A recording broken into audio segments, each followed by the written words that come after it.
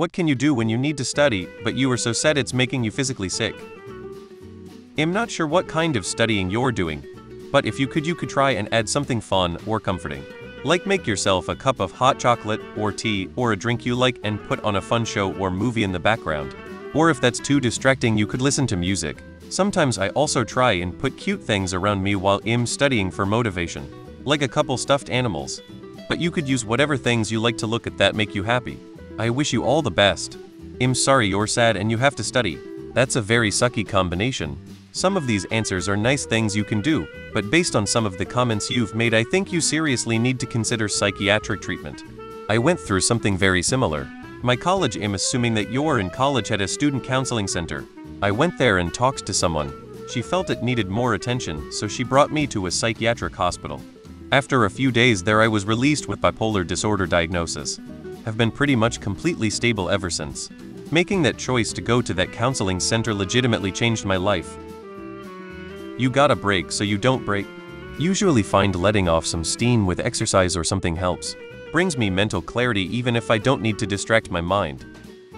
Are you talking about long-term depression or just sadness from a few weeks of stress or something circumstantial? Listen to some good-ass music. Little bites. Literally 15-minute increments with another 15, insert pleasant activity here, back and forth like that.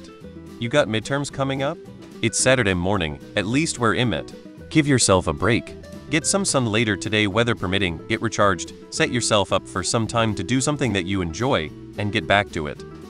Get some fresh air outside, do some exercise, yoga, or running, have some good food, drink juicestia, whichever suits the climate. This should pep your mood, then come BK to study. Set yourself with minimum targets, like you keep a timer for 45 minutes and study continuously during that time. Then set the timer again for 15-30 minutes and don't touch the book during this break. This has worked wonders for me. Go up to the nicest teacher you have and explain the problem. Hopefully they should be able to find you some help. I had the same issue in college, to the point that even thinking of upcoming exams had me crying in the bathroom between classes. It was bad. I got embarrassed and didn't tell anyone, figured I'd sort it out on my own. I went from mostly as to flat out failing one of the exams because I didn't tell anyone I needed help. Please don't do the same. Smoke some cannabis and study. Read about stoicism. Sorry for your mental health. As someone in a similar boat, I like to combine a lot of the tips already given here by going to my local library to get work done. Exercise, fresh air, and I take my water bottle to guarantee fluids. And you can treat yourself to a latte or something whilst you're out. Join a study group.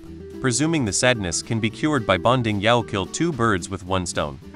I knew someone who, because he was studying for too long every day, he got severely sick. He told me his coping mechanism was to go for walks. I.e., do you know how bored you must be to enjoy walking? To me, at that time, I was like, damn. I used to do nothing, for hours, during my thesis period. And by nothing, I meant doing something I like doing that isn't productive. I'm literally going through exactly this right now.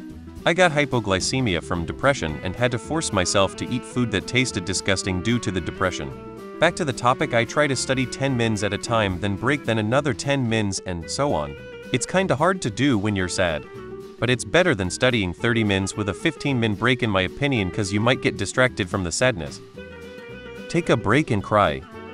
I find myself doing something that brings a sliver of joy or veg out and listen to music or a podcast for a bit to recoup. And then try again. Good luck. You got this.